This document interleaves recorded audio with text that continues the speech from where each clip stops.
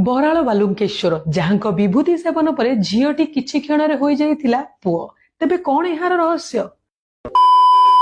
पुरी जिला सत्यवादीर सर्वपुरातन शैवपीठ बाबा बराळ बालुंकेश्वर महादेव मंदिर। एही मंदिर त्रेतया जुगर बोली विश्वास रही।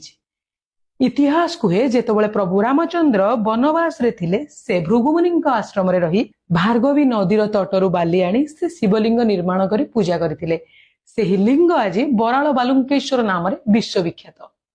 किंबदंती अनुसार आठगड़ राजंकर 7टी झियो थिले। बाबांकर जणे सेवायत राजांकु भेटी प्रतिश्रुति देइथिले तांकर परवर्ती संतान पुओ हेबो, किंतु पुनश्च तांकर झियोटिए होइथिला। बाबांकर सेही सेवायतंक निर्देश क्रमे राजा निज झियोकु बाबांक विभूति खुआई कदली पत्र उपरे ओलटाई शुआई देइथिले। बाबांकर अलौकिक महिमा हेतु किछि क्षण मध्यरे झियोटी पुओरे परिणत होई जाइतिला।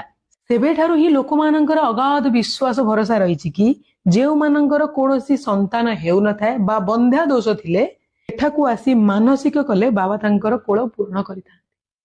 जदि आपण माने केबे पुरी जाउछंती सत्यवादीर एही पुरातन शैवपीठ को आसीबा पई जमा भी भूलिबेनी। आउ एही भली वीडियो देखिया पई चाहुतले लाइक शेयर करिवा सहित कमेंट रे जय शिव शंभु लिखिया पई जमा भी भूलिबेनी।